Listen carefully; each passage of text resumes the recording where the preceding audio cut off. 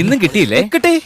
എന്തായിരുന്നു വിഷയം? ആരോ പറഞ്ഞത് കേട്ട് ഇന്റർവ്യൂവിൽ പ്രേം നസീറിനെ കുറിച്ച് വാചാലിനായി 8ന്റെ പണി മേടിച്ചിരിക്കുകയാണ് നടൻ ടിനി ടോം.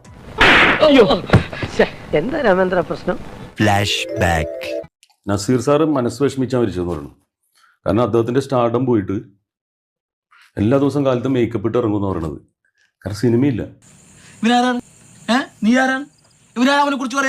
എന്നിട്ട് ബഹദൂർ ഇക്കടക്ക് വീട്ടിൽ പോയിരുന്ന് കരയുമായിരുന്നു. അടൂർ ബാസി സാറിന്റെ അടുത്തൊക്കെ കരഞ്ഞു അങ്ങനെ മനസ്സ് വിഷമിച്ചാൽ മരിച്ചെന്ന് പറഞ്ഞു. ഈ റാസ്കൽ കഴുതയില്ല സാർ, ഈ റാസ്കൽ കോവർ കഴുതയാണ്. മമ്മി സെഞ്ചുറി എടുത്ത് ഈ ടിനി ടോം പറഞ്ഞിരിക്കുന്നത് ഇത് ഞാൻ പറഞ്ഞതല്ല, ഇത് മണിയമ്പിള്ള രാജു എനിക്ക് പറഞ്ഞു തന്നതാണ്. ഇവൻ പറയുന്നത് വിശ്വസിക്കരുത്. ഇവൻ ഭക്ഷണം കഴിക്കാനും കള്ളം പറയാനും മാത്രമാണ് വാ തുറക്കുന്നത്.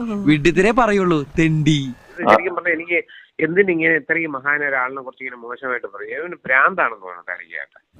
എനിക്ക് ഭ്രാന്തോ? എപ്പോ 87 അത് ചൊമ്പൂടി വെച്ച മാറിയല്ലോ. ഈ ടിനി ടോം മണ്ടത്തനങ്ങൾ പറഞ്ഞ് മുമ്പ് വിവാദങ്ങളിൽ ചെന്നപ്പെട്ടിട്ടുണ്ട്. സ്ഥിരാണല്ലേ? എന്ത് ചെയ്യാനാ, അതെന്റെ തൊലിയുമായിട്ട് ഇഴുകി ചേർന്ന് പോയി. മേലാൽ ഇത് ആവർത്തിക്കരുത്. പ്രേം നസീർ ആരാധകരും സിനിമാ പ്രവർത്തകരും പൊങ്കാലയുമായി എത്തിയതോടെ നിരുപാധികം മാപ്പ് പറഞ്ഞിരിക്കുകയാണ് കക്ഷി. തടി ചീത്തയാണ്ടെങ്കിൽ ഒന്ന് തൊഴുത് മാപ്പ് പറഞ്ഞു.